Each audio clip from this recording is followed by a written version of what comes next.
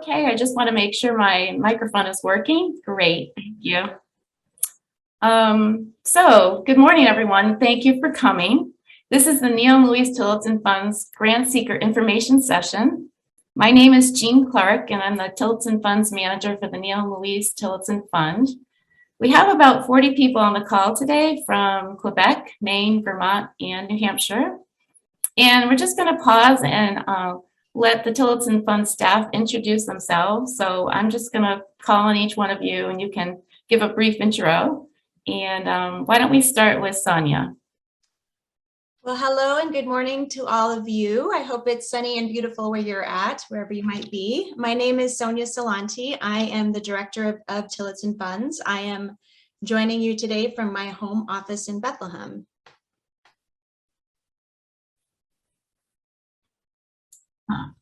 Phoebe, why don't you go next?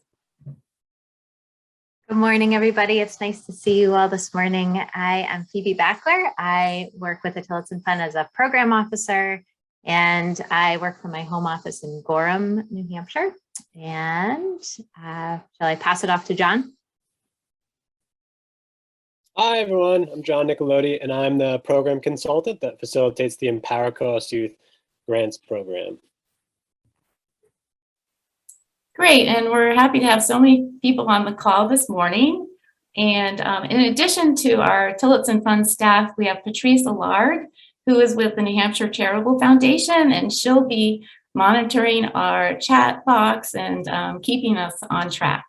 So thanks to Patrice. We also have our French translator, Danielle Allard, who is going to help us with our French translation for this morning. So thank you to Danielle.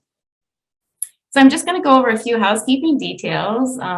We ask that you mute yourself, and if you need technical assistance or have a question, you can type that in the chat box, which is located at the bottom of your screen.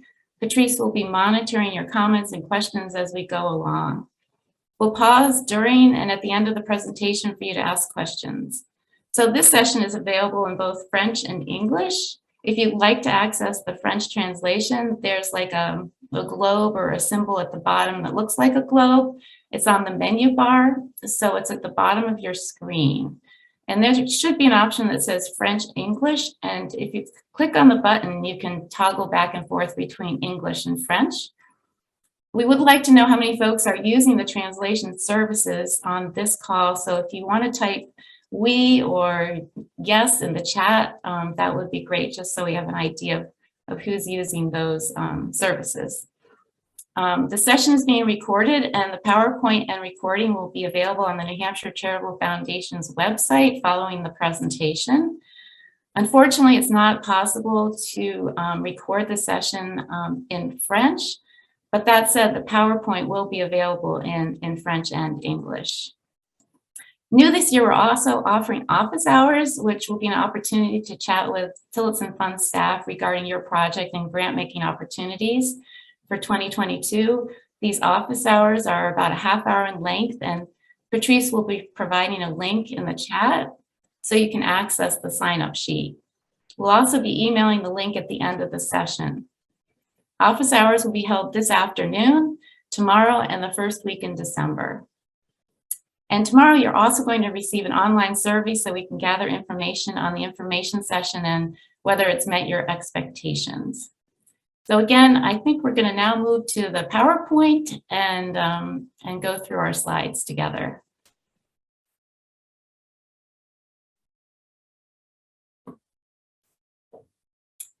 So Patrice, we can just forward to, I think it's slide 2. Great. So today's agenda should take about 45 minutes to go through. We're going to be reviewing the goals and priorities of the Tillotson Fund. Then we'll go into breakout sessions where we review the application questions for each grant-making program. So these will run concurrently, and you'll need to choose whether you want to be in the large, local, or Empower Co-op Youth applications. So you can remain in the main session if you'd like to hear the French translation, but otherwise you should choose one of those options. We're also going to review the grant application process for the large, local, and Empower Co-op Youth grant programs. And we'll be introducing a new grant program we call Dash Grants.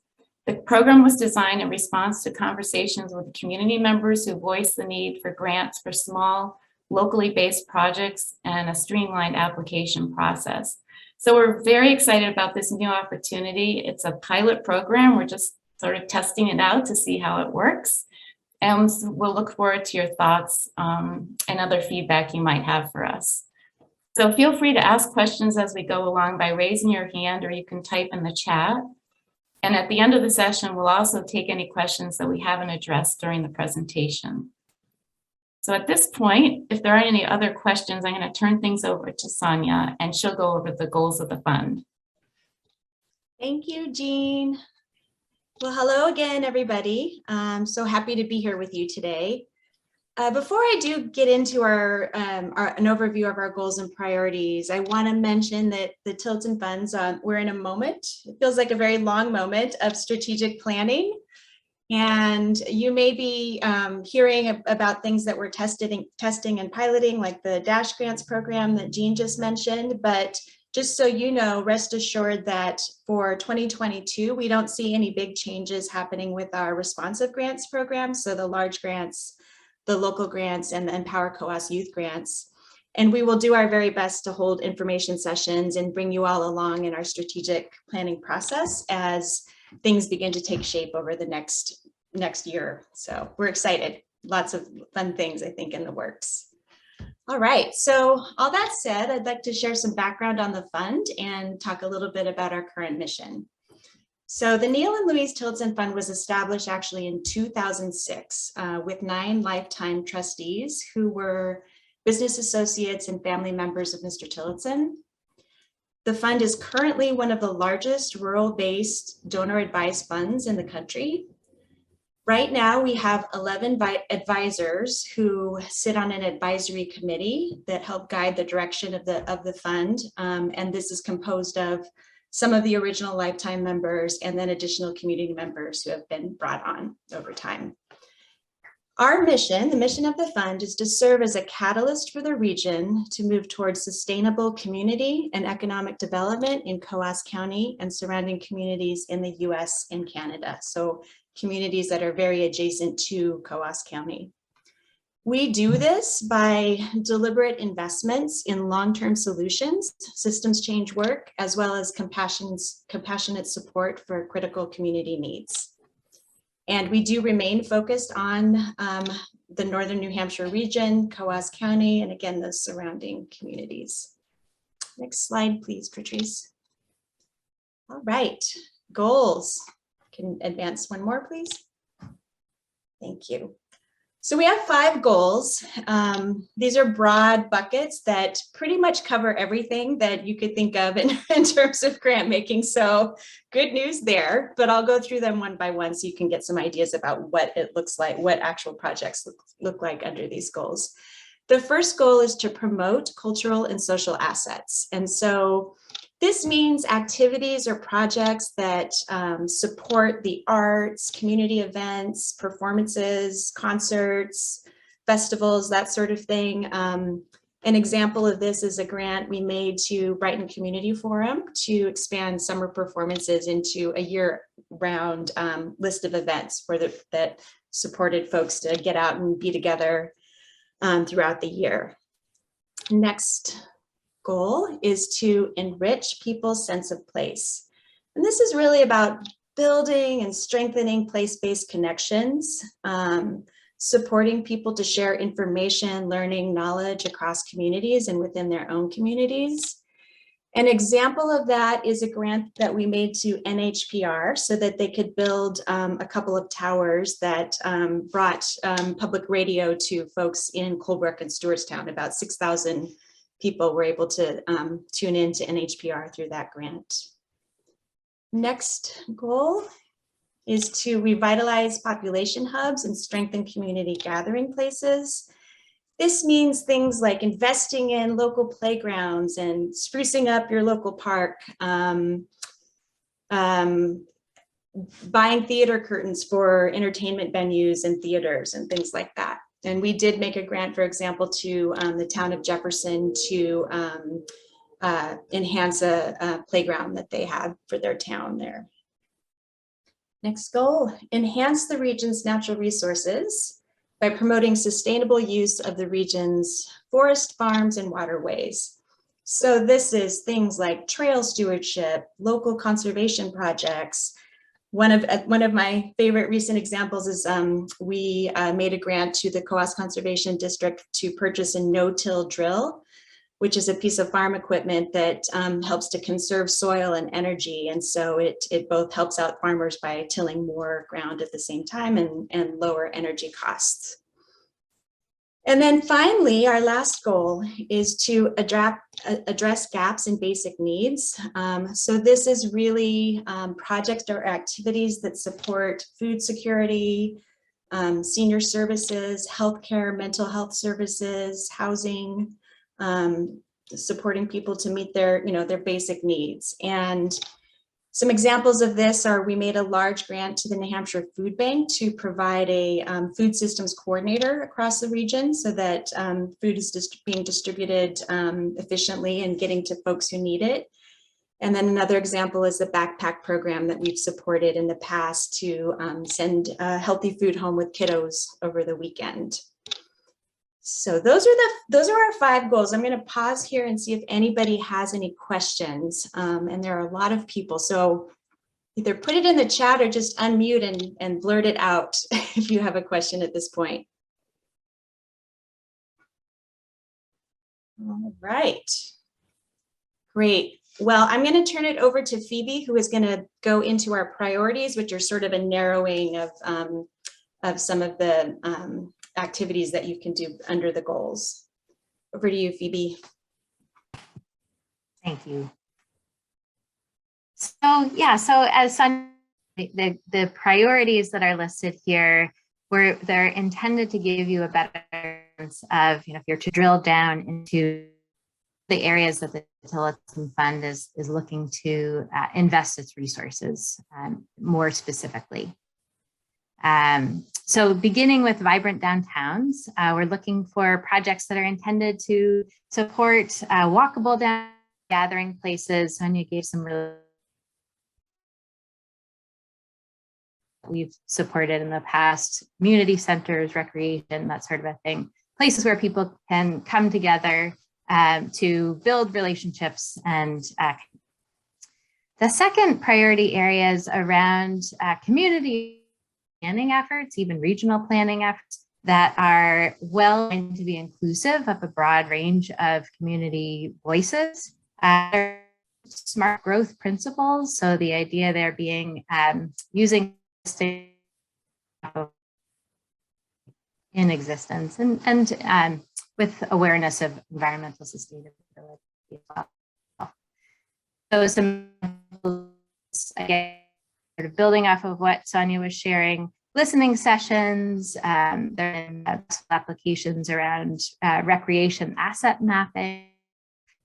Then we have this other area around youth development, and we have a particular focus within that area of looking for youth-led efforts. Sound is breaking up. I'll turn off my video. So youth-led development efforts. So some examples of that are after STEMs, we've supported based leadership development programs. So that's definitely a big area of the next priority areas around increasing locally produced with a particular emphasis on ensuring that lower income folks in our communities have access to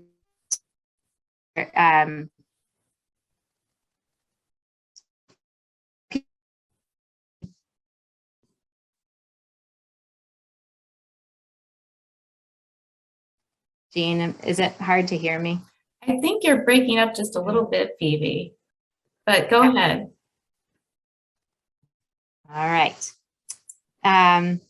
So examples are soup kitchens and gleaning programs or food pantries that have, particular focus on building partnerships with local farmers. But again, that emphasis on getting healthy foods to folks who need it. And then the last area, the last kind of priority area is to ensure that the region's landscapes are healthy, intact, and public use and long-term enjoyment. So a great example of projects that we have funded in the past, the community forests are an area where we've done in a variety of ways. The positive youth development focus point would be, the priority would be helpful. Sounds like my sound was breaking up. So go back to that one, positive youth development with a focus on youth-led programming. So after school programs that are, we've done a lot of funding in wilderness-based programming, leadership programming, and STEM-based education programs. So with a focus on supporting youth. Patrice, you can advance to the next slide.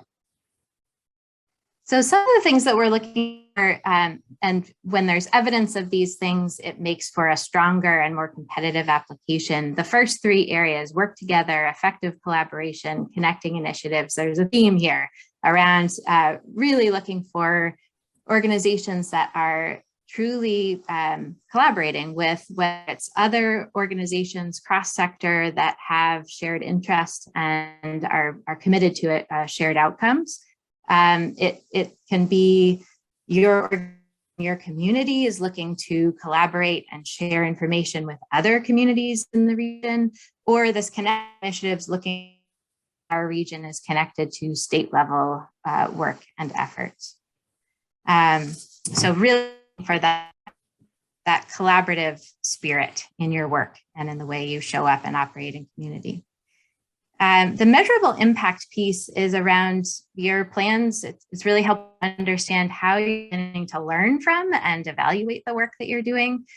So the extent to which you're able to show in your application process or in your written application, your plans for building an evaluation, that helps us a lot to understand that.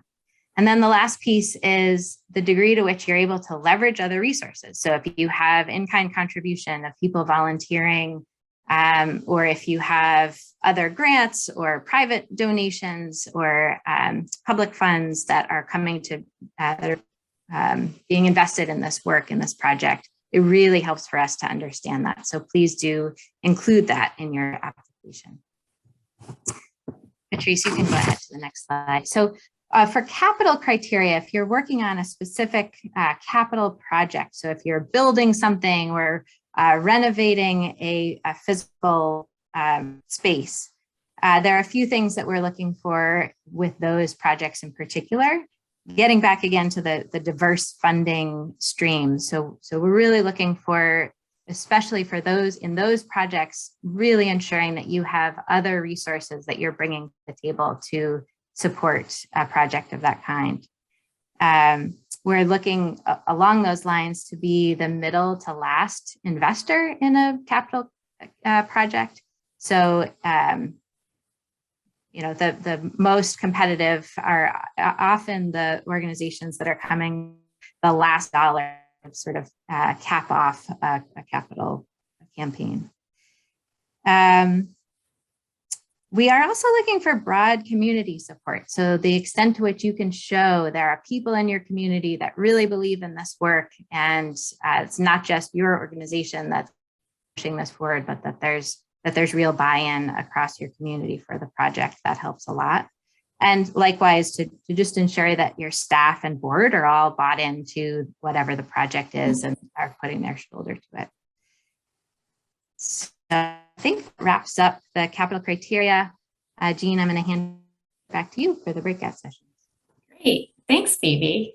At this point, we're going to go into our breakout sessions, and each session, as I said, runs concurrently. So you'll have to pick between our different grant making programs. And in those sessions, you're going to review the application questions and what grant reviewers are really looking for in terms of your answers.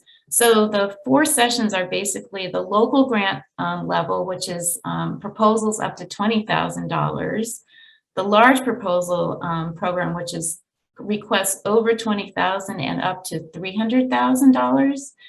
And the Empower COAS Youth Program, which is accepts proposals up to $10,000 and has a little bit of a different focus on the goals and priorities. So I hope you all have had a chance. There was a link in one of the emails I sent, so you could review those 3 programs and decide what was the best choice for you. The 4th choice, of course, is to remain in the main session, where we'll go over some of the questions around the large grants program, and that will be translated into French. So I think that covers exactly what's going to happen in the breakout sessions, and we'll spend about 20 minutes there, and each one is facilitated by, so John is taking Empower COAS Youth, and I think Phoebe has large grants, and Sonia has the local grants. So I think we're ready, Patrice, to make those options available.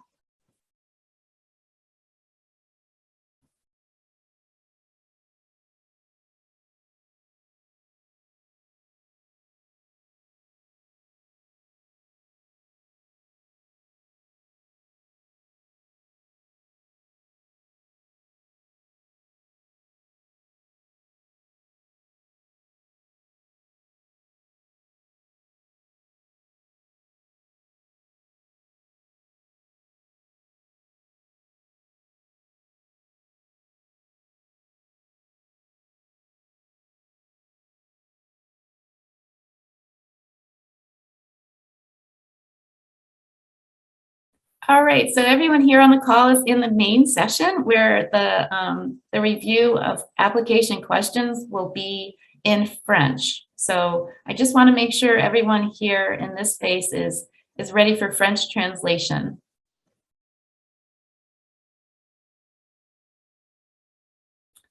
So I have a question I see, Patrice, in the chat.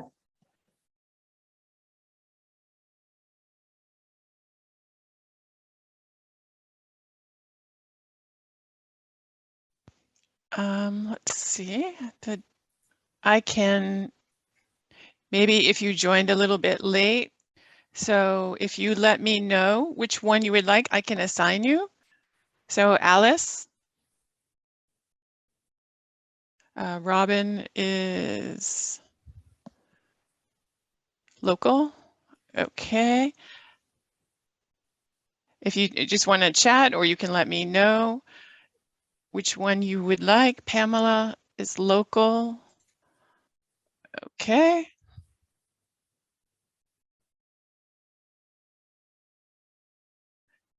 Others? I think that might be everyone, unless Colin has.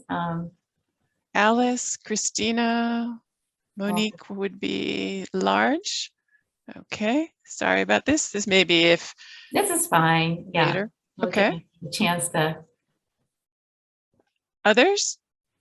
Let's see. Alice, Christina, Colin, Chris, Franz, Jasmine, and Micheline. Patrice, I'd access the large if I can. Large. Okay, perfect. Great. Anybody else? I think Alice would probably like. I think she would prefer the local grants level, but I'll let her decide. Alice, do you want local? Yes? I'm sorry, you're on mute, Alice. Yes, okay. Good. Great. Okay. Wonderful. So welcome to the breakout session that will be translated into French. I'm just going to ask Patrice if you have time now to put the questions we're going to go over into the chat. I did. Do you, Okay. do you see them? I'm sorry. I hope everyone sees them. All right. Wonderful. So we will just run through the questions, and then if you need to have me stop and or you have questions along the way, because we're such a small group, I'm sure I'd love to hear your questions, and you can just chime in or ask me to pause as we go along. So you should see in the chat, the first question is the executive summary. And that's just a very brief statement about your project. So you'll see there the word count is 100, but we certainly don't need you to fill the space up to 100 words. That's just your limit. So I'll say this throughout, but I think how I would say it is brevity is important. So to say your project in, a short, concise sentence is the best possible for us. We hope that that makes sense to you, and just again very brief. I think we usually, part of it, the concern is just that we receive over 40 applications usually in a grant docket. So to read through all of the proposals, it just takes a long time, and so it's really helpful if perhaps you can ask an editor to come in and tighten things up a little bit, but we find that very helpful on our end as a grant reviewer. So our second question is around COVID-19. So this is a new question we introduced last year. And it says, how is your work in organizational health being impacted by the coronavirus pandemic? Describe the adaptations you have made and any additional funding sought to continue to operate and serve your communities. So this is a question that I'm not sure we'll have on the 2022 application, but if we do, I think it's really important just to focus on how has your organization adapted over time. We all know that it's been difficult and challenging for all of the organizations we work with, but very specifically details around your organization and what you were able to achieve despite the challenges of COVID-19. I think this is also your place to kind of demonstrate if you were able to adapt or any challenges you're still facing as a result of the pandemic.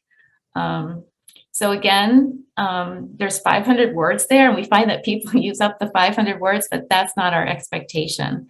That again is the limit.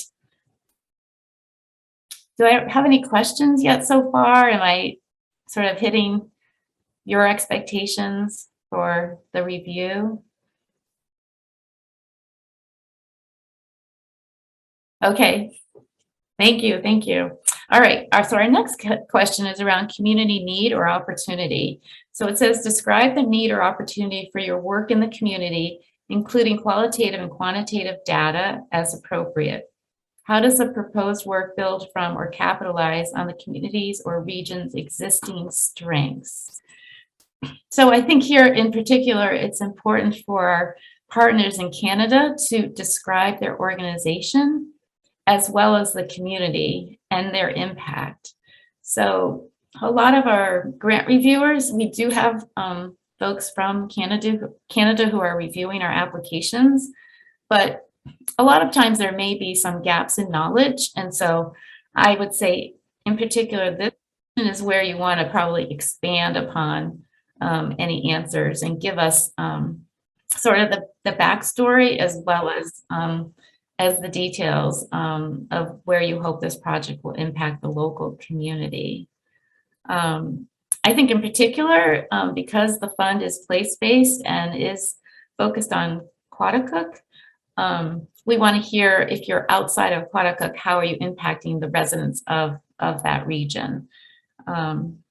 So even using real hard numbers, if you have that data, would be helpful for the committee to understand how you're working in community and how you're impacting it. So I don't know if we have any folks on the call in that situation, but we do see proposals from outside the region that and organizations that are having a real impact, and we want to make sure that we understand the lay of the land and how that all comes together. Our next question is around goals and strategies. It says, describe the goals, objectives, and activities you'll implement to address the community need and opportunity identified above, and a timeline for your proposed work. So with this question, it's often I've seen that we get very broad goals and objectives that are kind of, you know, they meet the goals and objectives of the project, but we're really looking for more details around how is this particular goal, why now, and how will it impact the moment in time as well as the future. And so I think it's important to be very clear in terms of your goals and objectives. So if you have a particular goal that's rather broad, to identify the objectives on how you'll reach that goal.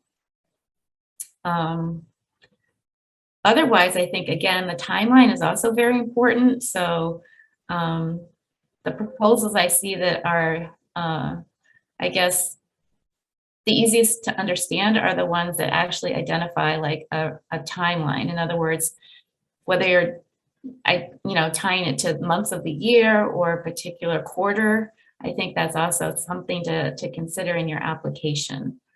And just a note that the grant source, the platform that we use, does not accept like tables or Excel worksheets. So any like timeline that you want to add, it all has to be in a narrative format. So, if you're preparing your application ahead of time, I would just make sure that,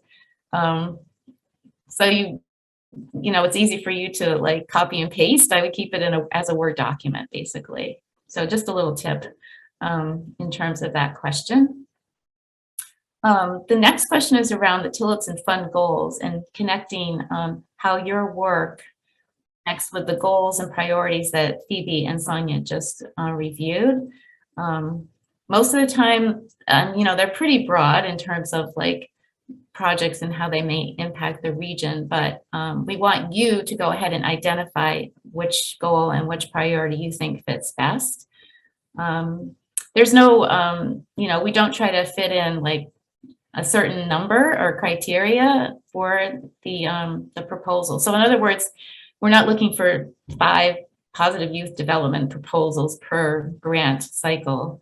That's very open, and we want to make sure that you're just identifying how you feel your proposal fits best.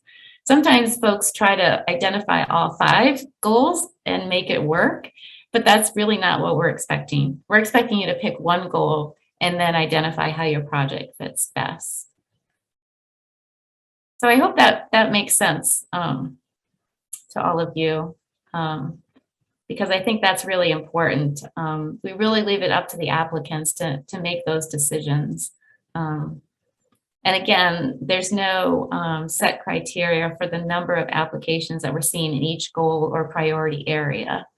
So just to give you a sense, most of our proposals seem to lean in on positive youth development, and we get only a few or a handful of proposals that identify planning efforts as their goal. So that's just how it seems to roll out over time, but that does not mean that one is a priority over the other.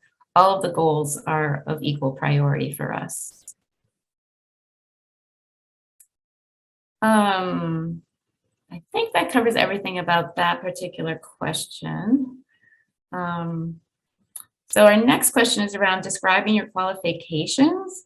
Again, I think that's where our Canadian partners should lean in and provide as much background on their organization as possible. We really want to see that the organization is working in the region and how it's touching down and impacting people in their lives. So that's another place, I think, where you really want to go into details for us about your organization and how you are working in community. Next question is around sustainability.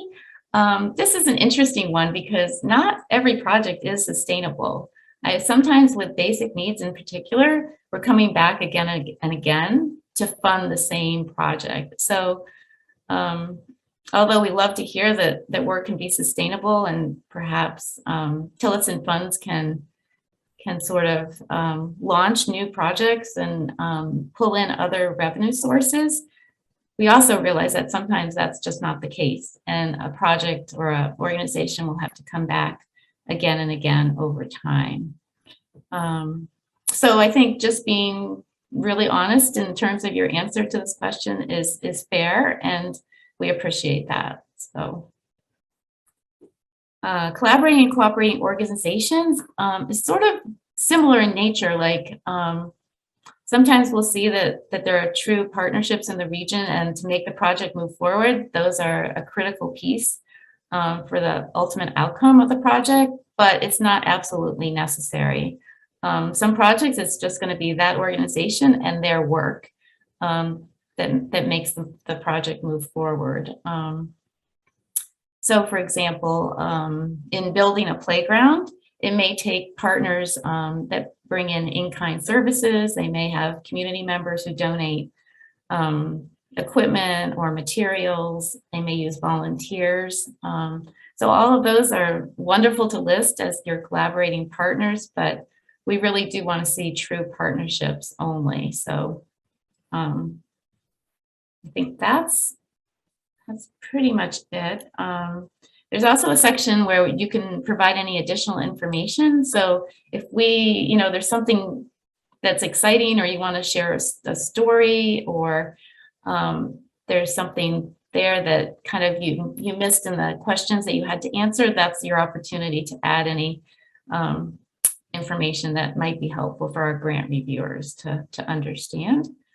And then the financial plan is really talking about, again, the diversity of your funding sources for us. And I know, again, funding is different in Quebec than it may be in the United States. So I would also lean in here in terms of your answer, and just giving us, I guess, the backstory or an understanding of how things work in Quebec, and then going and explaining your specific project and how your financial plan will roll out. So I think that's covered everything that we had so far. I have a few tips for working with the online application if that's of interest to you, or we can dive in deeper on some of these questions and the things that I've said so far.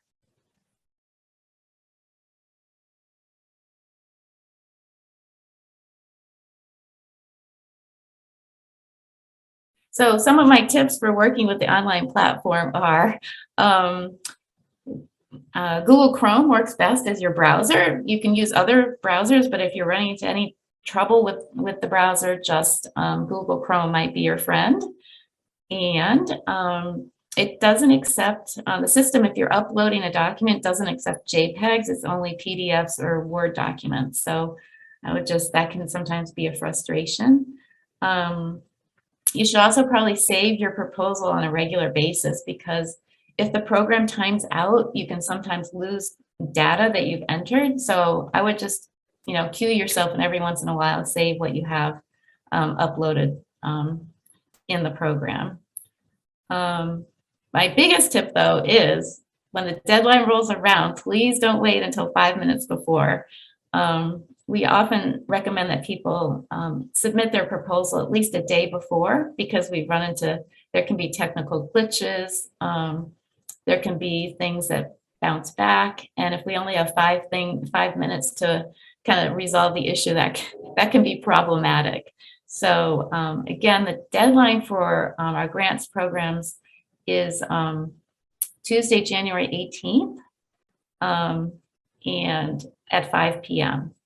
So, so at least that gives you a little bit of, time. You'll have the weekend, you'll have Monday, and then Tuesday is the deadline. So, are there any specific questions you might have, just in the overall? So what we've covered so far with the Tillotson Fund, I know some of you are more familiar with us than others. So, but I'm happy to continue on if you have other questions or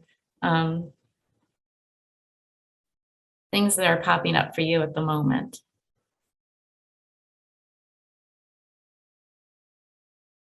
Oh, this looks good. I'm glad your questions are being answered. That's wonderful.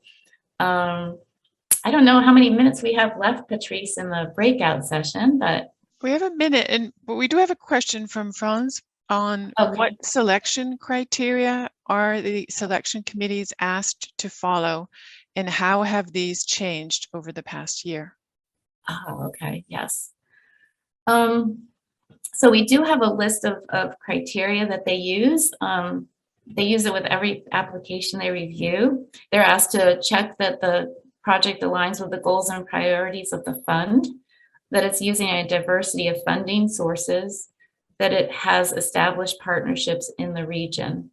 I think what we've added in the past year or two is, I guess, more flexibility around proposals that that support efforts around COVID-19 and the impact of the pandemic, so that our scope is a little bit broader than it used to be, and we're trying to remain more flexible in terms of answering or responding to community need. So I think it's important to know that the Tillotson Fund is interested in hearing about projects that may not align with the deadlines that we've established. But anytime you see something that you think may be a fit or we should know something more about, I would definitely encourage you to reach out to someone on the staff. Great question, thank you.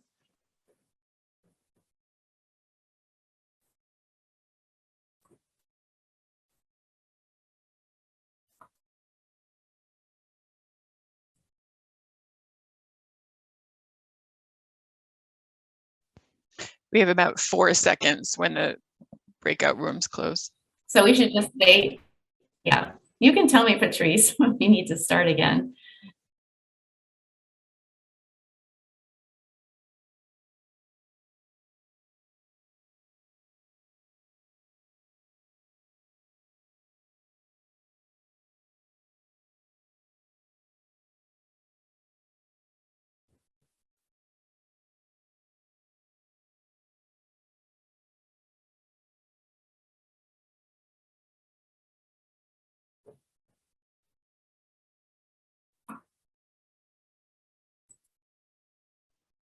I think we're all back.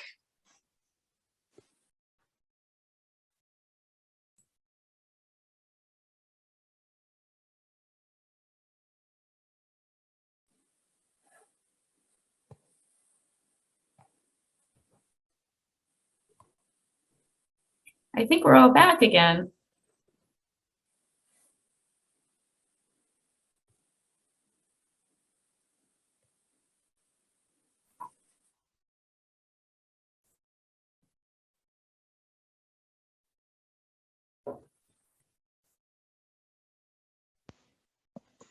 Are we back, Patrice? I would think I was frozen. Sorry. Oh, I'm sorry. Yes, we are. We are ready. Okay, great.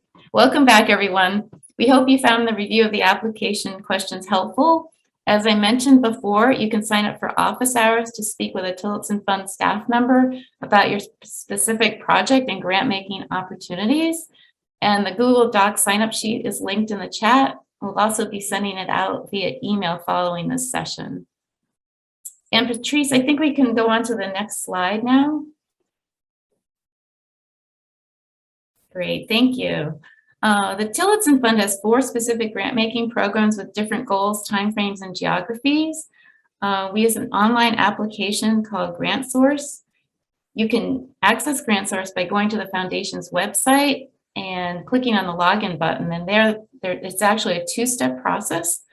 So you'll need to complete a profile of your organization, including some basic information about your mission, the members of your staff, your financials like your operating budget, and board members. So you can complete this profile at any point in time. Step 2 is the actual application itself. And this year the application portal opens January 4th, which is a Tuesday. And so at that time you can log in and begin filling out the application. So in the chat, we provided a link to some how-to apply documents in French and English. And at the end of the session, we'll send you a list of the application questions and the word count so you can begin working on your proposal. But again, you cannot start filling out the online application until January 4th. And I think we need the next slide, Patrice. So the first program we're talking about is our local grants program. The local grants program accepts proposals up to $20,000. Most requests are for 1 year, but the fund does allow longer timeframes. We strongly recommend that organizations apply for one grant program at a time.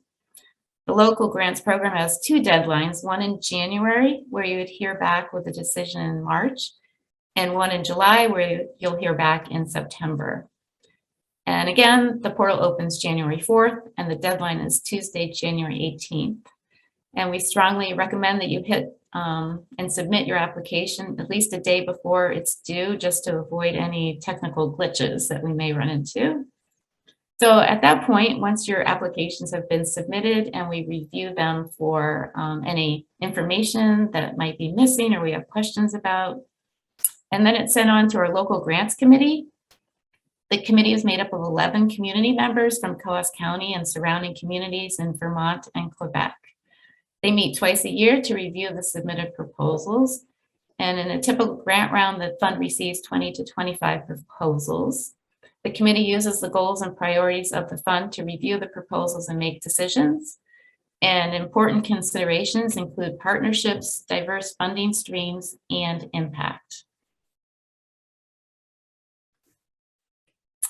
So the next slide you'll see is about our large grants program.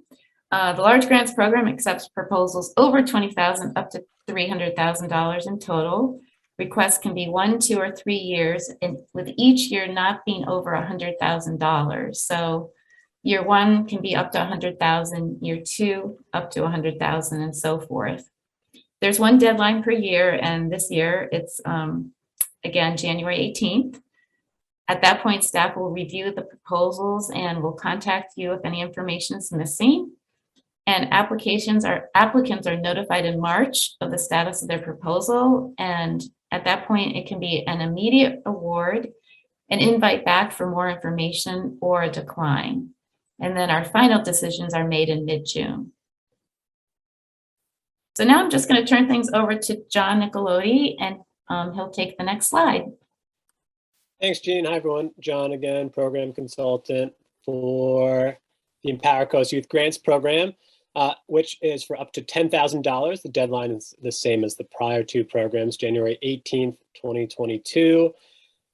So without diving too much into the program itself, the Empower Coast Youth Grants Program, it has a student committee that is comprised of 18 members from Coos, Essex, and Upper Grafton County. And so one unique aspect of this program is that the geography of this grants program is slightly different from some of the others, where it does not include Quebec. It includes the communities where our teen community members are from. And so again, that's Coos County, Essex County, and then Upper Grafton County are the geographies that fall into this grant program. And the priorities of this grants program is slightly different. The priorities were developed by the first year of cohort committee members about 3 years ago. We're actually redeveloping this year, so it's a constantly evolving program. And those will not take place. Those will not be in effect for this deadline, but those will be in effect for the 2023 deadline. But that said, the ones that we have at the moment are for extracurricular activities for youth, to strengthen community engagement, and to reduce carbon emissions. I think those are all the thoughts that I have at the moment to share, Jean. So I'll pass it back to you. All right, great. So our Dash Grants program, as I mentioned before, this is a new program for the Tillotson Fund. We're very excited about it. It's a program that seeks requests from $250 up to $2,000. These are one-time requests for smaller projects with a 1-year timeline or less. So again, it's 1-year timeline. And so we hope that from the time of funding to the time of the project being completed, it would be 1 year. The program is available to eligible organizations located or working in Coos County and surrounding communities in Vermont and Maine. For organizations located in Canada, we need you to stay tuned. We're working out some international grant making questions, but we are working on that component and hope to roll it out in early 2022. The online portal for this program also opens on January 4th, but it's a little different. It's a rolling deadline, and so the program will stay open through December 15th of 2022. So that means you can apply when the timing is right for your project. You will, however, need to complete your organizational profile on GrantSource. There is only one application question, and that is, please describe your project, including a narrative description, outcomes, community partners, and any other information that might be helpful to us. And we're giving you 400 words or less to do that. So trying to make it as simple and straightforward as possible. And we'll also ask for like a PDF of your project budget.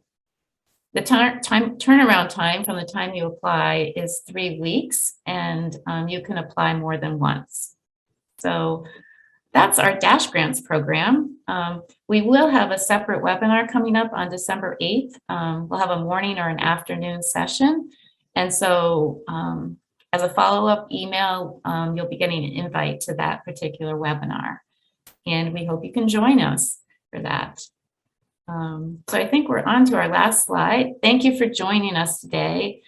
Just a reminder, there will be a survey coming in your inbox, and we really appreciate any feedback you can give us on the contents today or our delivery. We'll be sending you the application questions and the word counts in French and English, as well as a link to the office hours so you can sign up for those. But in the meantime, if there's any questions, we'd be happy to address those now. Again, you can just shout out, raise your hand, or type in the chat box. Hi, Jean, we had a question from Robin. Can you apply for larger grants and Dash grants? Yes, great question. That's true. So if you're interested in a Dash Grants program, you can certainly apply, but that does not like preclude you from applying to a large local or Empower COAS Youth grant program.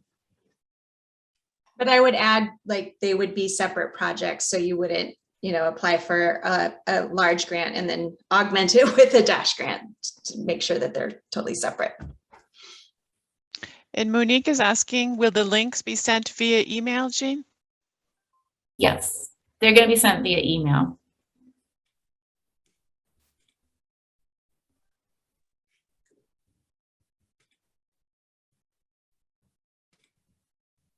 It looks like Jay had his hand raised.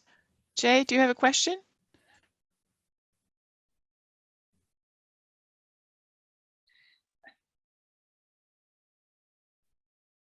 That's like Alice also has a question. If you want to go ahead, Alice.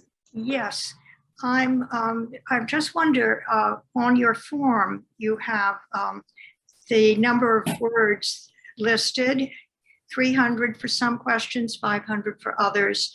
I wonder if one comes in around that number, if that is considered sufficiently succinct, or do you really want shorter answers than that number implies? So we want you to complete the question as best, you know, to the best of your ability. Of course, our preference is to be as succinct as possible. I always say that you don't need to fill in. You don't need to use up 400 words. That's the word count. That's the limit. So I always encourage people, once you've written your grant application, ask your favorite editor to come in and tighten things up a little bit. We all like to explain things, and then sometimes the tendency is to explain it again. But I think our grant reviewers would agree that to be short and concise is best. Thank you.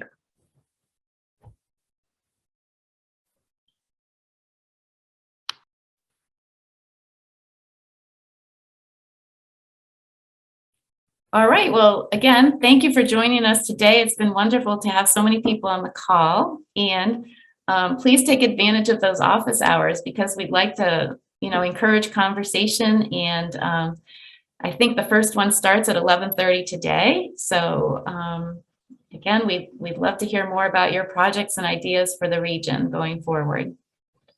I don't know if anybody else on staff has any other closing comments they want to make at this point in time.